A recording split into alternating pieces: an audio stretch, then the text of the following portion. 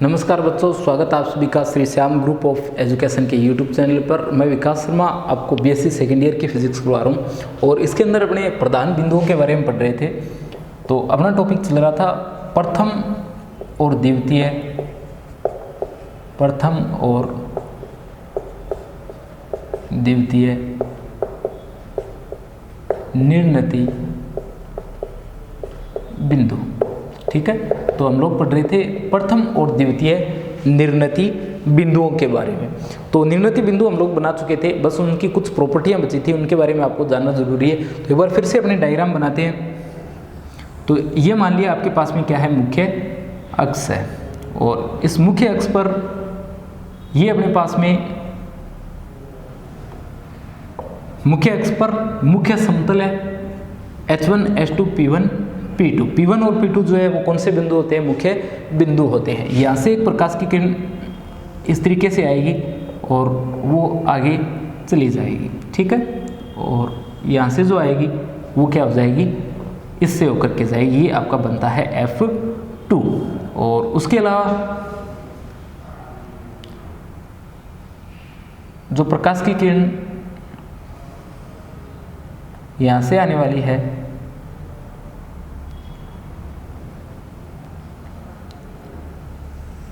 कुछ इस तरीके से, वो यहाँ काटेगी और ये बनेगा निर्णती बिंदु N1।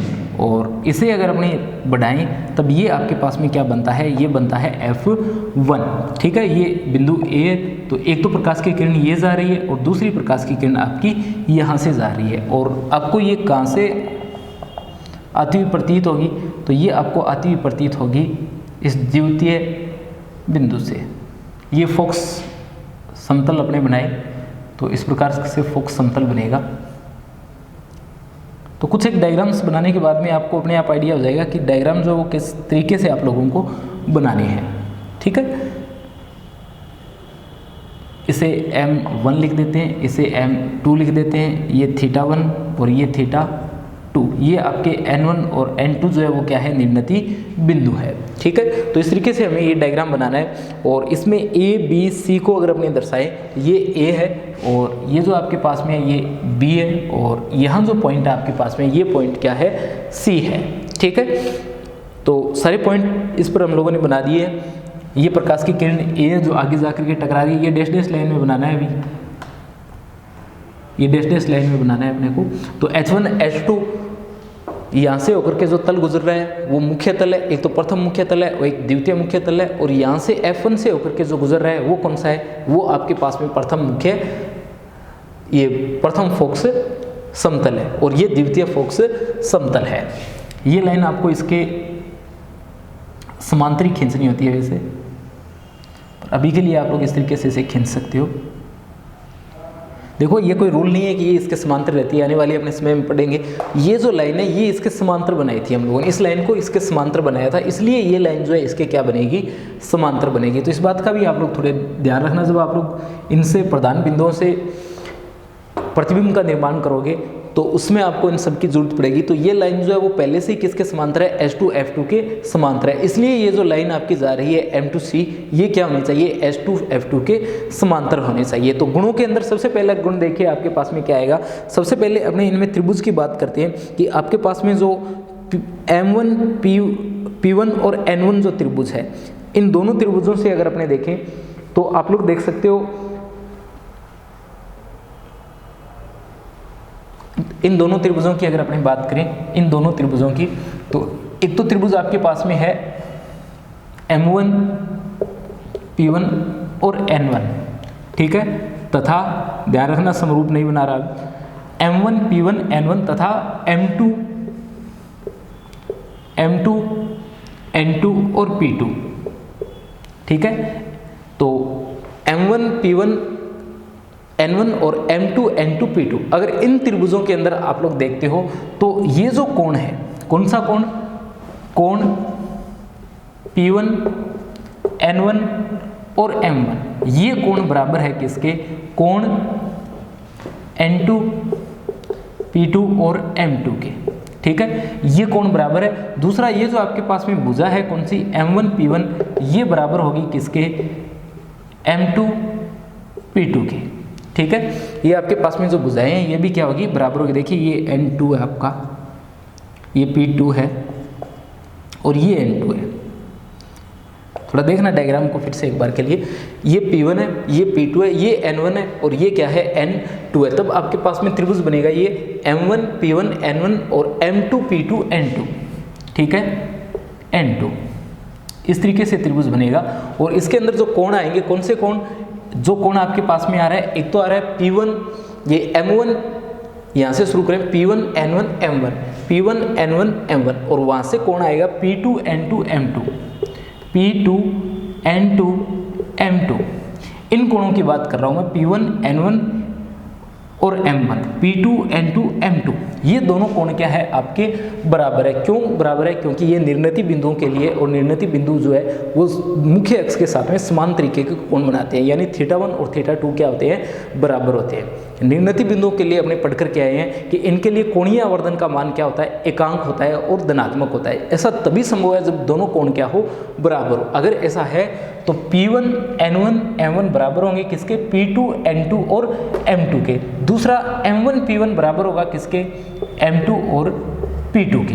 ये हम लोगों ने लिखा है मुख्य बिंदुओं की प्रॉपर्टी से कि ये हाइट हमेशा बराबर होती है, इसी तरीके से ये हाइट भी क्या होती है, हमेशा बराबर होती है। जहाँ से ये आपतन वाली काटती है, परावर्तन वाली भी समान ऊंचाई पर इसे काटती है। मुख्य बिंदुओं का तीसरा गुण जो हम लोगों ने पढ़ा था, तो ये तीसरे गुण से अपने क्या लिख दिया कि M1 P1 जो है वो क्या है, M2 P2 के बराबर है। तीसरा, ये कोण आपको दिख रहा है, ये कितना डिग्री का है, M1 और P2 वाला, ये कोण जो है आपका P1 और P2 ये दोनों बराबर है। क्यों, क्योंकि दोनों कोण कितने डिग्री के हैं, 90 डिग्री के। कोण P1 और कोण P2 अपने क्या है, बराबर है, 90 डिग्री के। जिससे आपके पास में ये त्रिभुज जो बनने वाला है, ये कैसा त्रिभुज बन जाता है, आपका सर्वांगसम त्रिभुज बन जाता है। अगर ये त्रिभुज कैसा है, सर्वांगसम है, तो सर्वांगसम त्रिभुज के लिए आप लोग देख सकते हो कि सर्वांगसम त्रिभुज के लिए आपके पास में क्या होता है, P1 N1 जो है बराबर होता है, P1 N1 बराबर होता है किसके, P2 N2 के। यानी बाकी जो सारी चीज़ें बची है वो अपने आप क्या हो जाती है, बराबर हो जाती है। तीसरा गुण इसमें देख लेना, 90 डिग्री वाला है, दो कोण बराबर आ जाते हैं, एक तो θ1 θ2, एक 90 डिग्री का और एक भुजा जो है इसमें वो क्या है, बराबर है। जिससे अन्य सारी जो कंपोनेंट बच जाते हैं वो क्या होंगे, इसके बराबर होंगे। तो P1 N1 बराबर हो जाएगा, P1 N1 बराबर हो जाएगा किसके, P2 और N2 के, ठीक है। तो समीकरण नंबर इसे एक बार के लिए मैं 1 देता हूँ, तो P1 N1 बराबर है किसके, P2 N2 के। यानी प्रथम मुख्य बिंदु P1 से प्रथम निर्णती बिंदु N1 की जो दूरी है, प्रथम मुख्य बिंदु P1 से प्रथम निर्णती बिंदु N1 की जो दूरी है वो बराबर है किसके, द्वितीय मुख्य बिंदु P2 से द्वितीय निर्णती बिंदु N2 तक की दूरी की। यानी P2 N2 P1 N1 के है बराबर। ये इसका आता है फर्स्ट गुण। सेकंड गुण देखिए आपके पास में इसका क्या आता है, अगर अपने समीकरण 1 जो प्राप्त किए इसमें क्या कर दिया जाए, N1 P2 को दोनों साइड जोड़ दिया जाए। N1 P2 को दोनों साइड अगर क्या कर देते हैं, जोड़ देते हैं,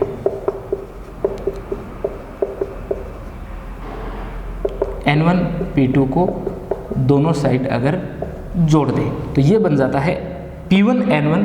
देखिए P1 N1 N1 P2, N1 P2 किसके बराबर, N1 P2 N1 P2 P2 N2। यानी आपके पास में P1 N1 ये दूरी और प्लस कितनी है, N1 P2 दूरी। यानी P1 P2 जो है, P1 P2 जो है वो किसके बराबर है, N1 P2 के। तो N1 P2 और P2 N2 के, यानी P1 P2 बराबर है किसके, N1 N2 के। दोनों जो संयुग्मी बिंदु आपके पास में आ रहे हैं, दोनों मुख्य बिंदु और दोनों कौन से बिंदु, निर्णती बिंदु, इनके मध्य दूरी जो होती है वो क्या होती है, बराबर होती है। यानी संयुग्मी निर्णती बिंदुओं के मध्य दूरी जो है वो संयुग्मी मुख्य बिंदुओं के बीच की दूरी के होती है बराबर। एक आप लोग इसमें देख सकते हो कि जो आपके पास में ये त्रिभुज प्राप्त हो रहे हैं, इन त्रिभुजों में आप लोग देख सकते हो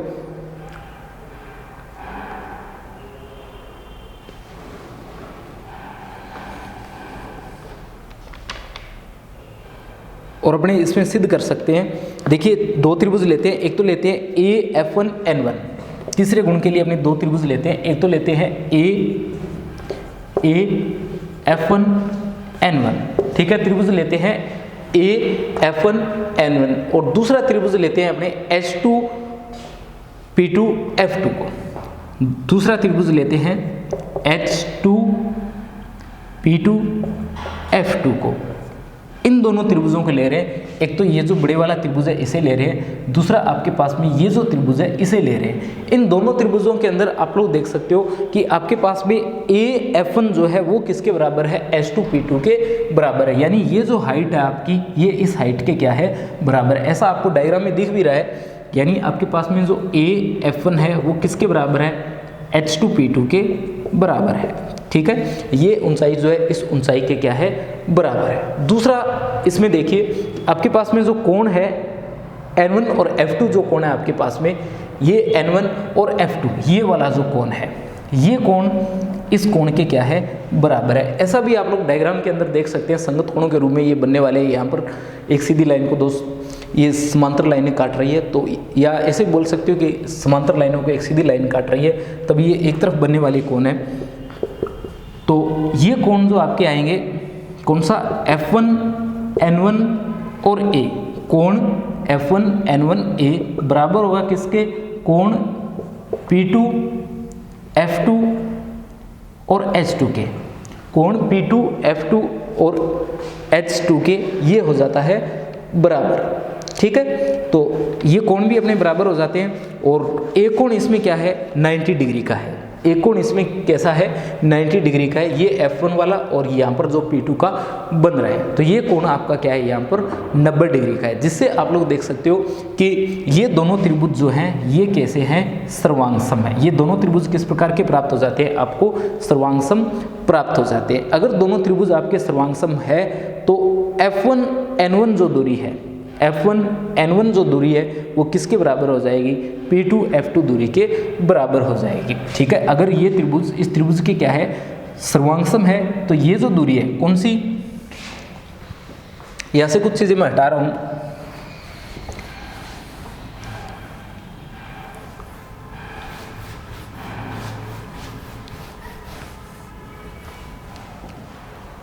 ठीक है, इसे यहां लिख रहा हूं, P1 N1 बराबर P2 N2, समीकरण 1 P1 N1 बराबर P2 N2 और समीकरण 2 P1 P2 बराबर N1 N2, इसे समीकरण 2 के रूप में लिख रहा हूँ, ठीक है। तो अगर दोनों त्रिभुज आपके पास में कैसे हैं, ये त्रिभुज और ये त्रिभुज सर्वांगसम है, तो ये जो दूरी है ये क्या हो जाएगी, बराबर हो जाएगी। कौन सी, F1 N1 दूरी बराबर हो जाएगी किसके, P2 F2 के, P2 F2 के, ठीक है। ये दूरी इसके क्या हो जाएगी, बराबर हो जाएगी। आपके पास में F1 N1 जो है, F1 N1 जो है इसे आप लोग दो पार्टों में डिवाइड कर सकते हो। F1 N1 को किसमें, तो डायग्राम से आप लोग देख सकते हो, ये बराबर है F1 P1 plus P1 N1 के और बराबर है P2 F2 के, P2 F2 के बराबर है। और यहाँ से अगर आप लोग P1 N1 का मान ज्ञात करो, किसका, P1 N1 का, तो P1 N1 जो है यानी ये वाला आपका जो पार्ट है ये किसके बराबर होगा, P2 F2 के बराबर होगा, P2 F2 के और माइनस F1 P1 के। माइनस का क्या आ जाएगा, F1 और P1 आ जाएगा। अगर अपने चिन्ह परिपाटी को काम में ले तो आपके पास में जो P1 F1 दूरी है, P1 F1 जो दूरी है और जो आपके पास में P2 F2 दूरी है, P2 F2, इनके लिए आप लोग चिन्ह परिपाटी को काम में लेते हुए इन दूरियों को लिख सकते हो। तो एक तो दूरी आपके पास में कौन सी है, F1 P1, ये F1 P1 दूरी है और F1 P1 ये वाली दूरी है। लास्ट जो अपने टॉपिक किया था उसमें आपको याद होगा कि अपने इसे एक लेंस के रूप में बना देते हैं और अपने क्या बोलते हैं, अपने ये बोलते हैं कि ये जो आपके पास में ये बिंब के रूप में है और ये जो आपके पास में किसके रूप में, प्रतिबिंब के रूप में है, ठीक है।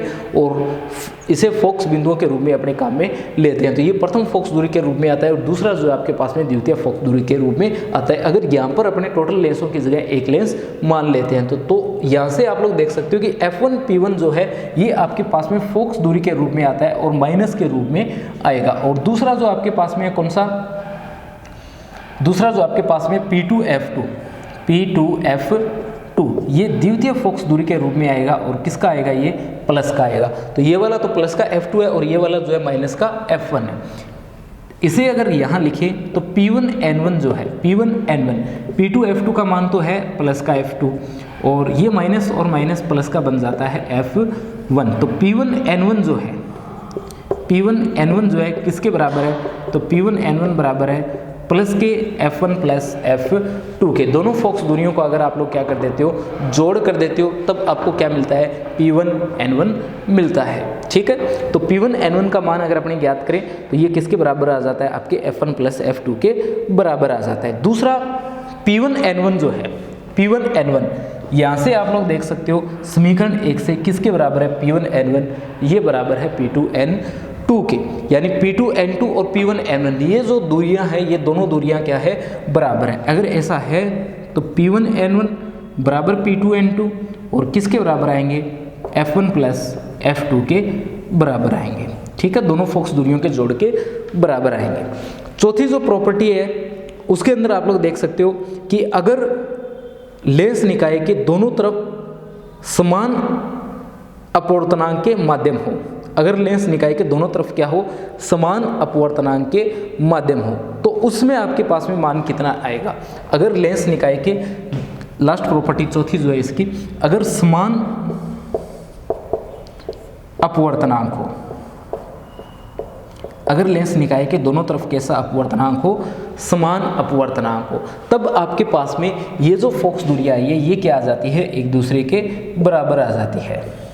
ठीक है, F2 जो है आपका किसके बराबर आ जाता है, माइनस के F1 के बराबर आ जाता है। अगर ऐसा होगा तब आपके पास में P1N1 और P2N2 जो है इसका मान आप लोग देख सकते हो कितना आ जाएगा, 0 आ जाएगा। क्यों, क्योंकि इनके जोड़ के बराबर होता है। ठीक है, तो जितनी प्रॉपर्टी अपने पढ़ी है किन के लिए, निर्णीत बिंदुओं के लिए, इसके अलावा जो अपने मुख्य बिंदु थे इनके लिए, ये सारी प्रॉपर्टियां आप लोगों को इसमें याद रखनी होगी। ठीक है, तो 6 प्रधान बिंदुओं के बारे में मैंने आपको बताया। प्रथम फोक्स बिंदु, द्वितीय फोक्स बिंदु, प्रथम मुख्य बिंदु, द्वितीय मुख्य बिंदु और प्रथम निर्णीत बिंदु और द्वितीय निर्णीत बिंदु। फोक्स बिंदुओं के बारे में आप लोग जानते हो।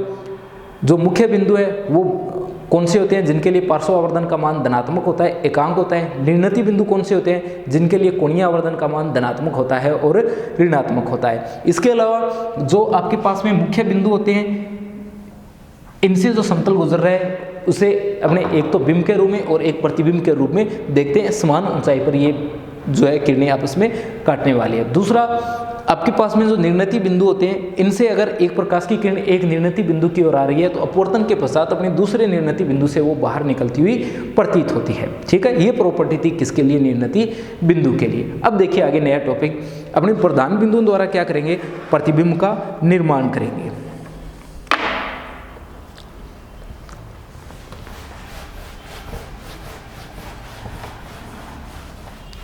तो अपने 6 प्रधान बिंदु पढ़े हैं।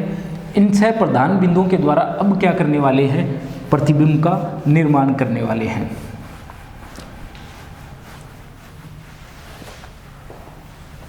देखिए आगे इसमें प्रधान बिंदुओं द्वारा प्रतिबिंब का निर्माण।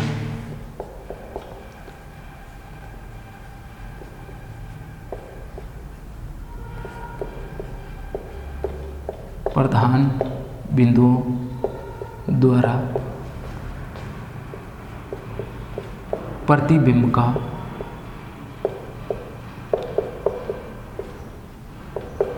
निर्माण।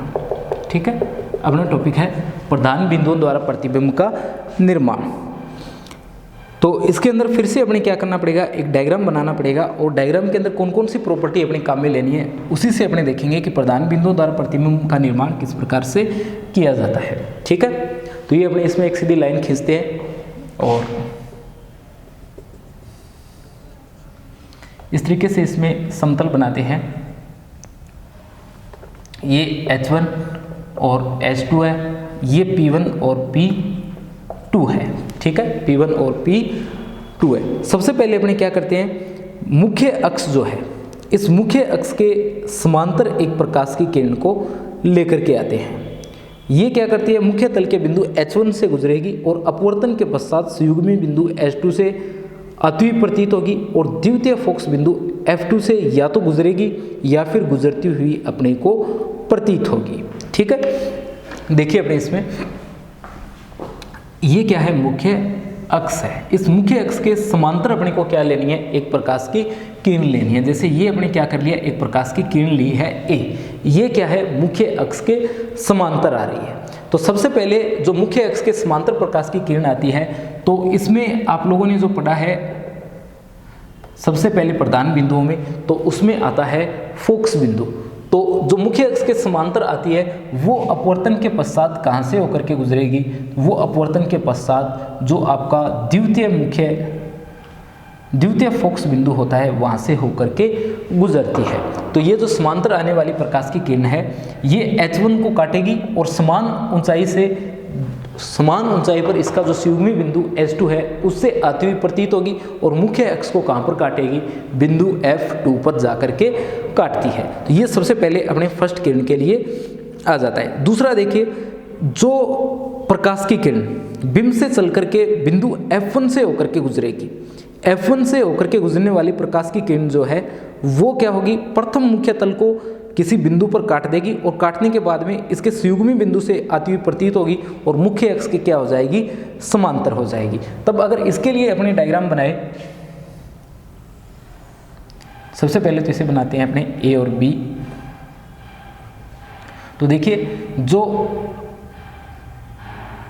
प्रथम फोकस बिंदु से प्रकाश की किरण गुजरेगी,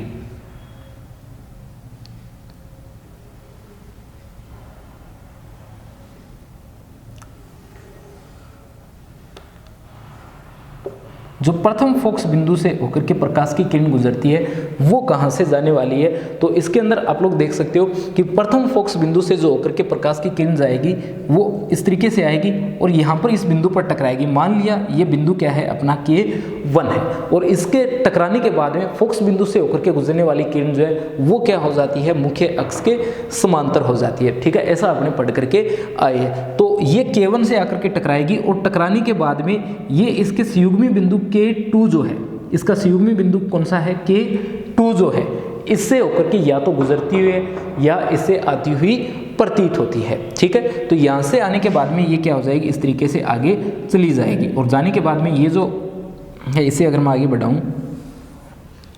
बढ़ाऊं तो ये काटती है इस बिंदु पर। ठीक है, ये इस बिंदु पर काटेगी इस प्रकार से।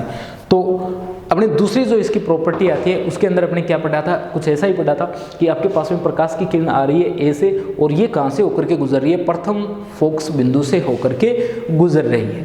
तो जो प्रथम फोकस बिंदु से प्रकाश की किरण होकर के गुजरती है वो कहाँ से जाएगी, वो जाने वाली है K1 से टकराने के बाद में इसका जो संयुग्मी बिंदु है इससे आती हुई प्रतीत होगी। मुख्य बिंदुओं की प्रॉपर्टी के अंदर हम लोगों ने पढ़ा है कि एक से गुजरने के बाद में समान ऊंचाई पर जाती है। जैसे यहाँ पर समान ऊंचाई से आकर के टकरा रही है तो समान ऊंचाई पर ही जाकर के ये क्या होगी, बाहर निकलेगी और एक की ओर से आने के बाद में दूसरे से या तो होकर के गुजरती है या यहाँ से आती हुई अपने को प्रतीत होती है। और फोकस बिंदुओं की प्रॉपर्टी के अंदर हम लोगों ने पढ़ा है कि जो फोकस बिंदु से होकर के गुजरती है वो प्रकाश की किरण क्या हो जाती है, मुख्य अक्ष के समांतर हो जाती है। तो दो चीज़ें हम लोगों ने यहाँ पर काम में ली है, कौन कौन सी, एक तो काम में ली है अपने फोकस बिंदुओं वाली और दूसरी काम में ली है मुख्य बिंदुओं वाली। फोकस बिंदुओं वाली पहले आपको बताता हूँ। फोकस बिंदुओं वाली एक तो प्रॉपर्टी थी कि जो प्रकाश की किरण मुख्य अक्ष के समांतर आती है, जो प्रकाश की किरण मुख्य अक्ष के समांतर आती है अपवर्तन के पश्चात फोकस बिंदु से होकर के या तो गुजरती हुई है या गुजरती हुई प्रतीत होती है। तो ये प्रकाश की किरण जो थी ये क्या थी, मुख्य अक्ष के समांतर आ रही थी। समांतर आने के बाद में द्वितीय फोकस बिंदु जो है इससे होकर के गुजर रही है। उसके बाद जो प्रकाश की किरण प्रथम फोकस बिंदु से होकर के गुजरती है अपवर्तन के पश्चात वो कहाँ चली जाती है, मुख्य अक्ष के समांतर चली जाती है। तो ये प्रकाश की किरण मुख्य अक्ष से ये प्रकाश की किरण जो है वो F1 से होकर के गुजर रही है और F1 से गुजरने के बाद में मुख्य अक्ष के ये क्या हो जाती है, समांतर हो जाती है। ठीक है, और उसके बाद में अपने बात करते हैं मुख्य बिंदुओं की। तो मुख्य बिंदुओं के अंदर हम लोगों ने पढ़ा है कि जो प्रकाश की किरण H1 से टकराती है वो समान ऊंचाई पर दूसरा जो उसका संयुग्मी बिंदु है वहाँ से निर्गत होती है, या तो निर्गत होती है या निर्गत होती हुई अपने को प्रतीत होती है। तो ये चीज़ हम लोगों ने काम में ली है कि ये जितनी हाइट पर H1 बिंदु की ओर आ रही है उतनी ही हाइट पर इसके संयुग्मी बिंदु H2 से जाती हुई अपने को प्रतीत होती है। ऐसा ही अपने यहाँ पर किया है, K1 की ओर जो समान ऊंचाई पर आकर के प्रकाश की किरण आपतित हो रही है वो इसके संयुग्मी बिंदु K2 से समान ऊंचाई पर क्या हो रही है, या तो निर्गत होती है या फिर ऐसा होते हुए प्रतीत होती है। ठीक है, अब देखिए आगे। अब अपने जो प्रकाश की किरण कहाँ से होकर के गुजरती है, प्रथम निर्णति बिंदु से होकर के गुजरती है, वो अपवर्तन के पश्चात द्वितीय निर्णति बिंदु से आपतित किरण के समांतर आती हुई प्रतीत होती है। और ऐसा अगर अपने बनाए, यानी यहाँ से जो प्रकाश की किरण आएगी वो इसके समांतर जाती हुई आपको प्रतीत होनी चाहिए। तो ऐसा अगर अपने डायग्राम बनाए तो देखिए किस तरीके का डायग्राम बन जाएगा। यहाँ से ये N1 बनेगा और समान हाइट पर होना चाहिए वो बिंदु एक तो आपका, और इसी के समांतर जाती हुई अपने को प्रतीत होनी चाहिए। परंतु ऐसा करने पर ये यहाँ से टकराएगी नहीं, तो मैं इस साइड से इसे बना रहा हूँ। ठीक है,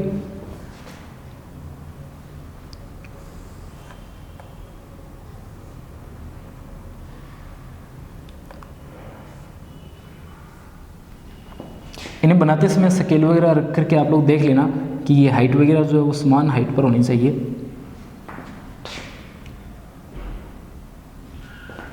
ठीक है, यहाँ से डायग्राम अगर थोड़ा और सीधा करें तो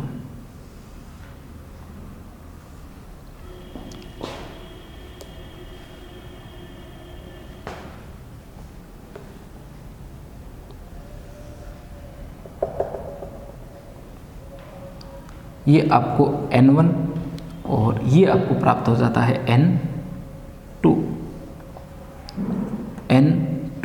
ठीक है, और ये वाली हाइट जो है वो समान रहनी चाहिए। वैसे डायग्राम आप लोग स्केल से बना लेना। ये θ1 और ये कोण बनता है θ2। ठीक है, ये कोण θ1 और ये कोण कितना बनता है, θ2 बनता है। इसके अंदर थोड़ा ये ध्यान रखना कि ये जो हाइट है ना, ये वाली हाइट इसके बराबर रहनी चाहिए, ज़्यादा ऊपर नहीं जानी चाहिए। जैसे अगर बिल्कुल सही डायग्राम अपने बनाए तो कुछ ऐसा डायग्राम बना सकते हैं ये। ठीक है, तो ये हाइट लगभग इसके आप लोगों को क्या रखनी है, बराबर रखनी है। तो ये निर्णति बिंदु हम लोग बना चुके हैं। इसमें ये M1 पॉइंट आता है आपका और ये M2 पॉइंट आता है, और ये लगभग हाइट क्या आती है, इसकी बराबर आती है। ठीक है, तो इस तरीके से आप लोगों को ये डायग्राम बनाना है। इसके अंदर आप लोग ध्यान रखोगे कि जो आपकी प्रकाश की किरण प्रथम निर्णति बिंदु की ओर बढ़ रही है, जो प्रकाश की किरण कहाँ से होकर के गुजर रही है, प्रथम निर्णति बिंदु की ओर, या तो उससे होकर के गुजरे या उसकी ओर आती हुई प्रतीत हो। तो ये प्रकाश की किरण कहाँ आ रही है, प्रथम निर्णति बिंदु N1 की ओर आ रही है। ठीक है, तो अपवर्तन के पश्चात इसका जो संयुग्मी बिंदु है, कौन सा, दूसरा निर्णति बिंदु है, उससे जाती हुई प्रतीत होनी चाहिए। ठीक है, या उससे निर्गत होती हुई क्या होनी चाहिए, प्रतीत होनी चाहिए। तो जो N2 है उससे निर्गत होती हुई ये अपने को क्या होगी, प्रतीत होगी। तो आप लोग देख सकते हो कि ये प्रकाश की किरण अपने को कहाँ से जाती हुई प्रतीत हो रही है, N2 से जाती हुई प्रतीत हो रही है। यानी जो N1 की ओर आ रही है वो N2 से अपने को जाती हुई प्रतीत होती है। कुछ एक बातें आपको ध्यान रखना है। एक तो ये वाली हाइट बनाते समय डायग्राम में बिल्कुल बराबर रखना। ठीक है, कोशिश करना है ये वाली हाइट भी आपकी क्या रहे, बिल्कुल बराबर रहे, ताकि ये कोण जो है वो कोण क्या रहे, बराबर रहे, θ1 θ2 के बराबर रहे। ठीक है, दूसरा आपको ध्यान रखना है कि ये जो प्रकाश की किरण आप लेकर के आ रहे हो, ये जाने वाली प्रकाश की किरण बिल्कुल इसके समांतर होकर के गुजरनी चाहिए। ठीक है, तो जब भी डायग्राम बनाओ, डायग्राम के अंदर एक दो बातों का ध्यान रखना आप लोग। ये प्रकाश की किरण इसके बिल्कुल समांतर होनी चाहिए। ये जिस हाइट पर H1 से आकर के टकराएगी उसी हाइट से ये H2 से निर्गत होनी चाहिए। और स्पेशल आप लोग निर्णति बिंदुओं के अंदर ध्यान रखोगे कि ये वाली हाइट जो है M1 और M2 की ये बराबर रहनी चाहिए, क्योंकि मुख्य बिंदु जो आपके होते हैं, मुख्य बिंदुओं की ये प्रॉपर्टी होती है कि जिस हाइट पर ये आती है उसी हाइट पर ये निर्गत होती है, जिस हाइट पर ये यहाँ आ रही है उसी हाइट पर ये यहाँ से जा रही है। इसी तरीके से देखो, जिस हाइट पर ये K1 से आ रही है उसी हाइट से ये K2 से जा रही है। ठीक है, और निर्णति बिंदुओं के लिए θ1 और θ2 जो है इनके मान क्या रहने चाहिए, बिल्कुल बराबर रहने चाहिए। तो ये आपके पास में 6 प्रधान बिंदु थे और 6 प्रधान बिंदु के द्वारा आपने क्या किया, डायग्राम बनाया। तो इसके अंदर ये वाला टॉपिक इंपॉर्टेंट बन जाता है, प्रधान बिंदुओं द्वारा प्रतिबिंब का निर्माण, क्योंकि जब आपको प्रधान बिंदुओं की प्रॉपर्टी पता होगी तभी आप लोग क्या कर सकते हो, डायग्राम को बना सकते हो।